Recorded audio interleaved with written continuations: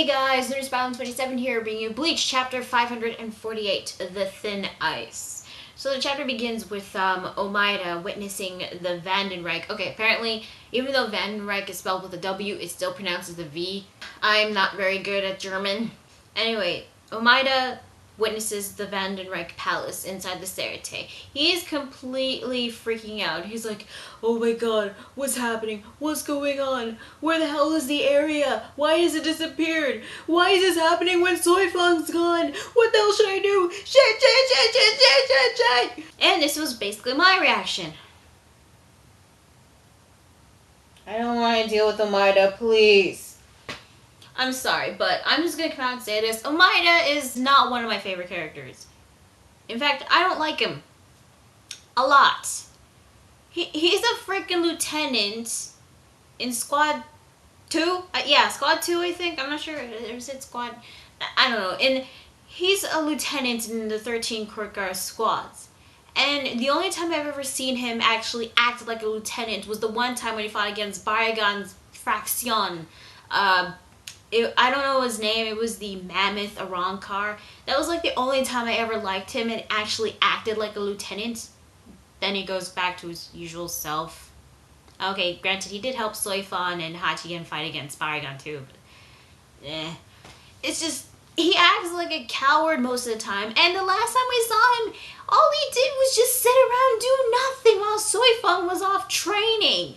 And at first when I thought this, I was like, oh great, more pointless pages of Omaeda. Well, not really. But this was basically a setup.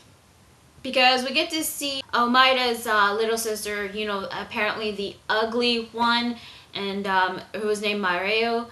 And she was scared. She was scared that her Oni-sama was going to leave her. And she was scared and she didn't want him to leave. But he told her that he had to go, but he promised her that he's gonna come back. He has to go off and to protect his family, his neighbors, and protect Sternritter because he is a member of the 13 Courtyard squads. I'm like, wow, he actually has the resolve of a lieutenant. Where the hell was these past couple of chapters whenever he was there? The only time I ever seen him act like a lieutenant when he fought against Baragon's Fraction. But then there was actually an explosion right behind him, and it turns out that one of the Sternritters showed up, and it was none other than BG-9, the one that stole Soifang's Bankai. So it's gonna be BG-9 versus Omaeda. Honestly, I don't really care much if Omaeda dies, because I don't really like him that much, but if I don't know, if he does die and they actually make him redeemable in death, then I guess it would be okay. Then again, BG-9, we don't actually know a lot about his abilities, or yeah, I think it's a he. Or could it be a she? Don't know, but you know, he's the Knight Quincy, so we don't know a lot about BG-9's abilities, so this might be a good fight. Unless Soifang comes in at the last minute to save Omaeda. I'm calling it. So then we cut back to Toshiro, Rangiku, and Bazzbee. And then he remembered that it was Kang Do, you know, the one that I called him the Ezio Quincy.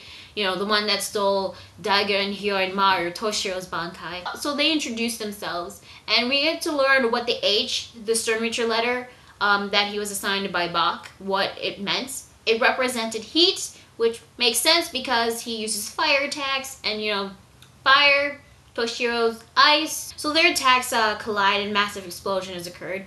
Rangiku tells the fodder Shinigami, I mean the subordinates, the important subordinates, yes, to fall back and let Rangiku and Toshiro handle this.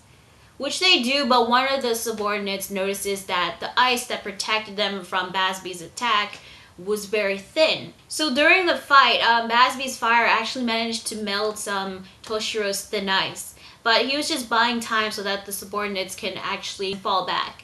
Which they managed to do so, and Rangiku then joins into the fray. Toshiro was grateful that Rangiku was there to help, and plus he was feeling a bit guilty, you know, because he has to rely on her and not be able to take care of it himself since it was too much for him to handle. Rangiku then thought it was kind of cute that he had to rely on her. She said that maybe losing his Bankai wasn't a complete loss. I guess you could count this as funny, but eh. Rangiku activates Hinako, and then they begin Operation Flaky Pastry. Yeah, Rangiku came up a name with the plan. Flaky Pastry, what the hell? We see Hinako getting covered by Hyorinmaru's ice, but Bazzbee just shoves it off, and he starts to launch another fire attack at it. Rangiku actually made this command called Hinako House, which I didn't really get that. The fire hits the ice wall, and the ice wall didn't really melt. Actually, the surface did, but the ice wall was still there. Apparently, this was a combo attack to create a multiple vacuum layered ice wall. Multiple layers of walls were created by Hinako's ashes, and they were covered by Hyorinmaru's thin layer of ice. And then Hinako had to return to her Zanpakuto form, which officially created a multi-layer vacuum ice wall. Even though his Bankai was stolen, the massive gap in strength was very little, unlike some of the other captains. The only thing that ever changed was the amount of ice that Toshiro can make. So he had to make up for this by the intense training that we saw him do earlier with his, sword skills. Then he actually makes fun of Bazzbee's flames, saying that to defend against the flames of that caliber, it seems as though all my worrying was for nothing. And of course, Bazzbee, because of Bazzbee's hot temper, no pun intended, he gets really pissed off by this, so he launches another fire attack at the ice wall, and surprise, surprise, it does not work.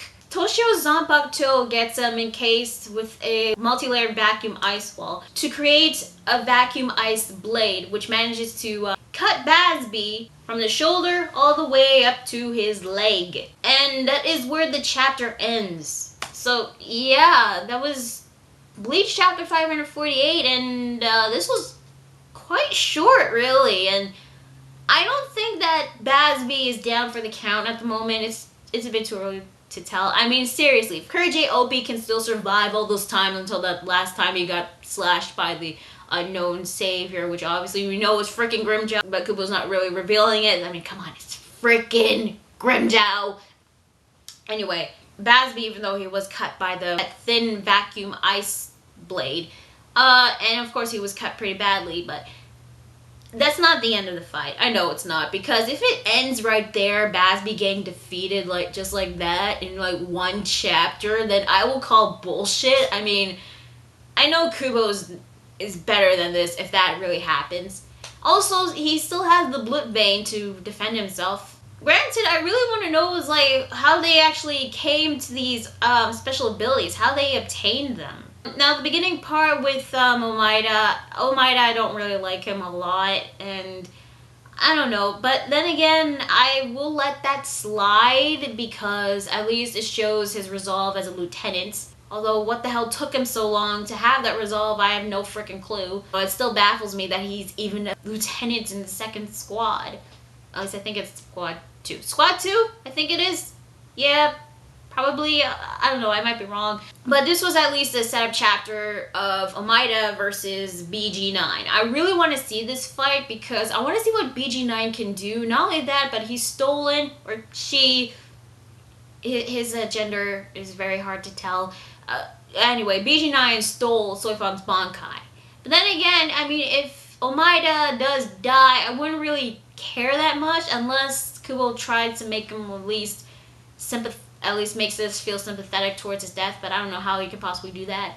And, if Omaeda does get defeated, I mean, it's possible that maybe Soifan might come in to save the day or something. I don't know. Honestly, I would have preferred to see a Soifan versus BG-9 fight, a rematch, and how she's gonna try to attack against her own Bankai. Then again, she has a Shikai that can kill people twice when hitting in the same spot, which I don't get why she didn't use that in the first place, but whatever. Anyway, hopefully this won't be the end of the fight between Bazzbee and Toshiro. Granted, I did like the teamwork between the two, and it's good to see Rangiku actually help out as well.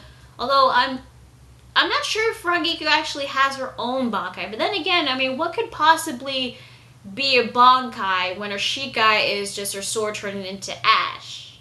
More ash? I don't know. But then aside from that, I mean, the fight was good, but it felt short. and hopefully this won't be the end of it. While the first part was basically a setup for another fight that's going to happen, but there are other fights that are going to happen, and there's actually some that we want to see, like Asuka Nakagawa versus Mayuri and Nemu, plus Shinsui against Hashfald. That one I kind of want to see. That apparently we got like a side text saying that next week's chapter is the battle intensifies, and what an even bigger shock. So there's going to be an even bigger plot twist next week's chapter. Not sure what that is, but hopefully it will be good. It will be really, really good. So yeah, as I said before, overall the chapter felt short, but I thought it was good in terms of the fight. And this is set up of another potential fight, but there are other fights that have been going on, which some of us really do want to see. Plus, I'm pretty sure some of us want to learn more about the Quincy's and what's going on in the Soul Palace, and plus what's going on in Hueco Mundo. And another thing I just learned, apparently Izuru is dead. It's confirmed that he's dead. And that kind of pissed me off because, I mean, you kill off a character that we rarely see fight. And then when you get to the time skip, he gets killed off. There's this backstory he had. And then his own funeral, this all built up. It was confirmed that he died in the chapter, in the manga. Izuru comes back after the 17th month time skip. And plus, he was a pretty capable character. Decent character. He was capable of fighting. I mean, he did fight against one of Bargon's Fracciones, and he was the one that actually came out with the least amount of injury. That's for sure. And then there's also this talk about his potential Bankai, and we wanted to see like how he interacted with Rose, the newly appointed captain of Squad 3. And then when you finally get to him, arm, torso, blown up, and apparently he's dead. And this was confirmed on a bunch of side chapters called The Dagger, which basically explained like information that we've already learned. What the hell? That's freaking... Izuru, granted, was not one of my favorite characters, but I kind of liked Izuru, and that's freaking bullcrap. You don't even confirm that he's dead in the manga, but you have to confirm that he's dead with these side chapters that are being released this whole time, which I never even aware about. What I heard about Izuru's death, that kind of irked me, but, you know, aside from that, this was still a decent chapter. Hopefully, this won't be the end of the fight, and we'll get to see even more of what's going to happen. So, yeah, that is Bleach chapter 548. I'm going to respond 27, and I will see you guys later. Bye.